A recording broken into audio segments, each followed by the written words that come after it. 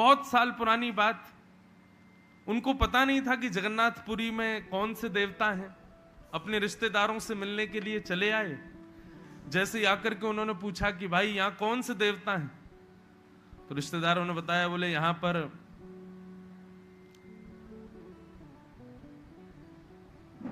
जगन्नाथ जी। बोले जगन्नाथ जी कौन है? बोले कृष्ण का अवतार। अब तो गणपति भट्ट जी तो बड़े व्याकुल हो गए, परेशान हो गए। बोले राम राम राम, ये मैंने क्या कर दिया?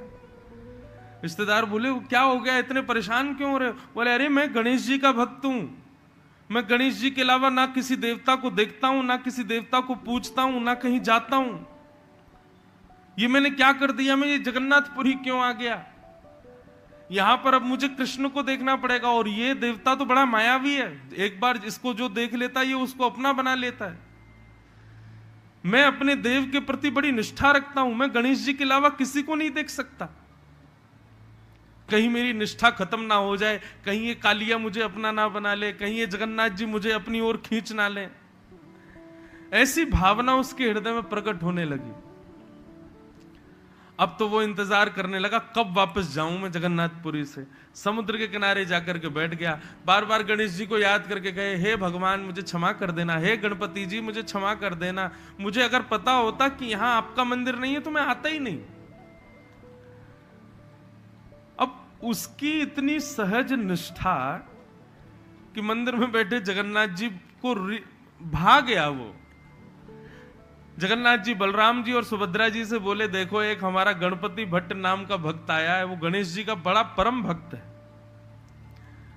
गणेश जी के अलावा किसी देवता को नहीं देखता, लेकिन मुझे उसकी वो निष्ठा बड़ी बढ़िया लगी है, मैं तो जा रहा हूं उसके पास। सुभद्रा बलराम जी बोले, वो आपको देखना भी नहीं चाहता और आप उससे मिलने जा रहे हो? जगन्नाथ जी बोले, क्योंकि मुझे उसकी निष्ठा बड़ी बढ़िया लगी, गणेश जी के प्रति जो उसका विश्वास है ना, मुझे उससे बड़ी प्रसन्नता है। और जी जगन्नाथ जी छोटे से बालक बन करके गणपति भट्ट के पास पहुंच गए। समुद्र के किनारे बैठा था। जगन्नाथ जी गए, छोटे से बालक बन के गए और जाकर के बोले, आपका नाम गणपति भट्ट है? बोले जी। आप गणेश जी के भक्त हो? बोले जी। तो फिर दर्शन क्यों नहीं कर रहे मंदिर में जाके? तो गणपति भट्ट बोला कि मंदिर में तो कृष्ण का विग्रह विराजमान है ना, गणेश जी नहीं है, इसलिए नहीं जा रहा।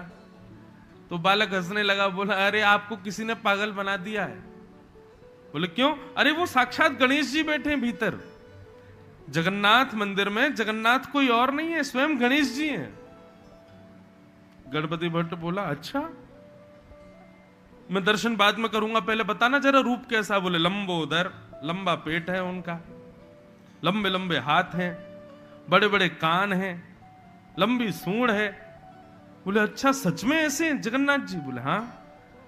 बोले फिर तो मैं दर्शन करने चलूंगा। अब वो जैसे ही जाने लगा, मंदिर में प्रवेश करने से पहले उसके मन में फिर आया, कहीं मेरे साथ छल तो नहीं हो रहा, कहीं ऐसा तो नहीं गणपति बता करके मुझको जगन्नाथ जी ही दिख जाएं और मेरी निष्ठा टूट जाए, मैं गणेश जी के अलावा किसी देवता को नहीं देखता। तो उसने अपने आंखों पे पट्टी और बांध ली। बोले पहले मैं हाथ से छू के देखूंगा, यदि मुझे दिखेगा कि लंबोदर हैं, बड़े कान हैं, सूंड है, तभी दर्शन करूंगा। अच्छा अभी 2017-18 से शायद या कुछ साल पहले से अंदर जाना प्रतिबंध हो गया जगन्नाथपुरी में, नहीं तो पहले सब भीतर जा सकते थे और सब श्री जगन्नाथ जी को गले लगाते थे। कुछ वर्षों से अब अभी प्रतिबंध कर दिया, अंदर नहीं जा सकते। तो गणपति भट्ट भीतर गया, आंख पे पट्टी, पुजारियों से बोला कहां है जगन्नाथ जी, दिखाओ, मैं जरा स्पर्श करके देखूं इनकी नाक सूंड पेट है कि नहीं। जैसे ही उसने कानों के पास हाथ फेरा तो ये बड़े बड़े कान, बोले कान तो बड़े हैं। पेट पर हाथ फेर करके देखा तो लंबोदर, लंबे पेट। और जैसे ही उसने नासिका के ऊपर हाथ फेरा तो नाक पकड़ता पकड़ता नीचे आया तो सूंड जैसी नाक। उसको बिल्कुल विश्वास हो गया, बोले ये तो गणेश जी ही हैं। जैसे ही उसने अपनी पट्टी हटाई पट्टी हटा करके देखा तो गणेश जी तो अंतर्ध्यान जगन्नाथ जी खड़े थे। वो बोले बोले इनकी तो सूंड थी, इनके बड़े बड़े कान थे, कहां चली गई वो? आंख बंद करके स्पर्श करे तो सूंड दिखाई दे, सूंड अनुभव में आवे, और आंख खोल के देखो तो जगन्नाथ जी। इतने में ही श्री जगन्नाथ जी प्रकट हो गए और प्रकट होकर के बोले, भाई तू भेद क्यों मानता है? तू भेद क्यों कर रहा है कि गणपति अलग है, मैं अलग हूं? ये गणपति आदि जितने भी देव हैं ये सब मेरा ही विलास है, सब मेरा ही रूप है, इनमें अंतर मत मानो। मेरा दर्शन करने से या मेरे भक्त गणेश जी का दर्शन कर लेंगे तो उससे उनकी निष्ठा भंग नहीं होगी। ऐसी भाव क्यों रखते हो? और भगवान ने हृदय से लगा करके पुजारियों को आज्ञा कर दी, आज के बाद जब तक जगन्नाथपुरी में हम विराज रहे हैं और जब तक पृथ्वी पर जगन्नाथ धाम है, ज्येष्ठ पूर्णिमा यानी कि श्री जगन्नाथ जी का प्रादुर्भाव दिन, जगन्नाथ जी का जन्मदिन कब आती है? ज्येष्ठ पूर्णिमा, जिसको स्नान पूर्णिमा भी कहते हैं।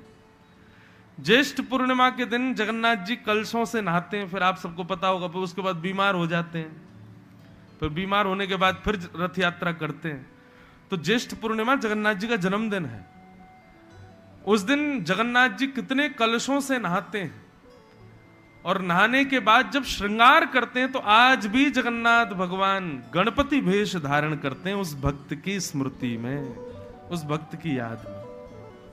उसको हमको गणेश जी के रूप में देखना प्रिय था, इसलिए हम गणपति रूप धारण करेंगे। ये कथा हमने क्यों सुनाई? भगवान जड़ क्यों हैं हमारे लिए चैलेंज करते हैं ठाकुर जी की, यदि तुम्हारे पास भक्ति में सामर्थ्य हो तो हमको चैतन्य बना के दिखाओ। हम तो ऐसे ही रहेंगे, हम ना इधर घूमेंगे ना इधर घूमेंगे, हम ऐसे ही रहेंगे। तुम में यदि सामर्थ्य है, तुम्हारी भक्ति में यदि पराकाष्ठा है, तो हमारी आंखों की पलकें झपकवा के दिखाओ, हमारे हाथ सीधे करके दिखाओ, हमको चलवा के दिखाओ। कितने भक्तों की मनोकामना के लिए वही जड़ भगवान चैतन्य बन जाते हैं। कर्माबाई नाम सुना?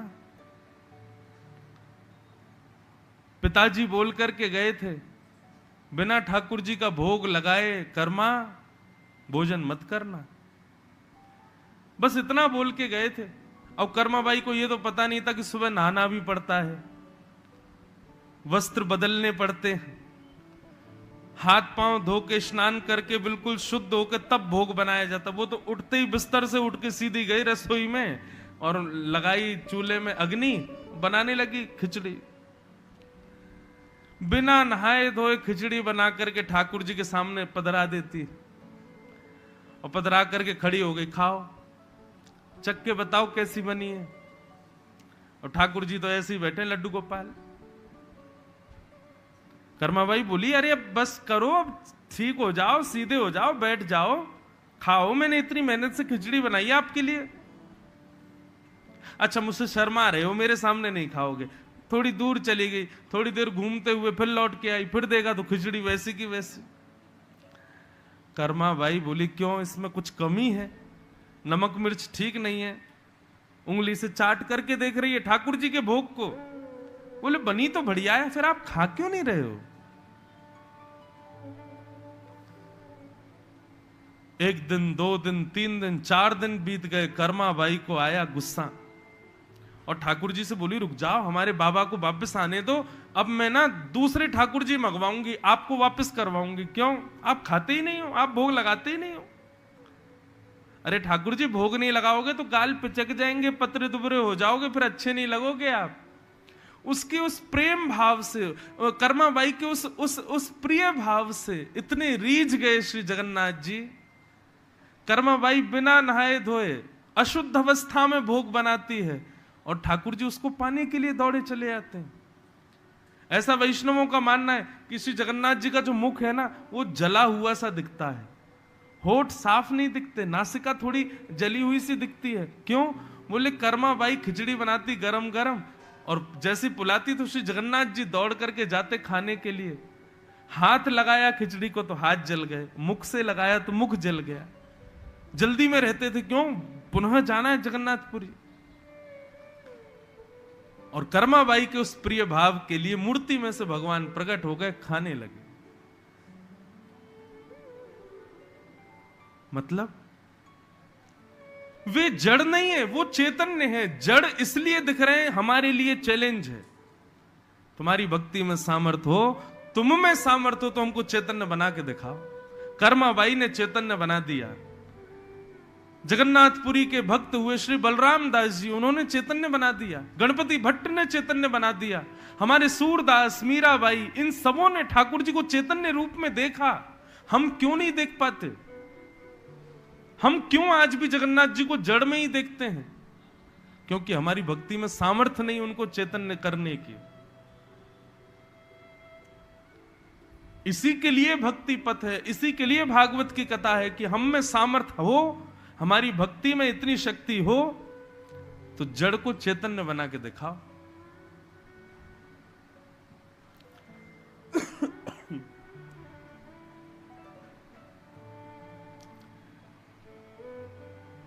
बड़े भाव से गाते हैं मारवाड़ी में लोग। थाली भर के लाई खींचड़ो, ऊपर घी की बाट की, जीम हो मारा शांघनी,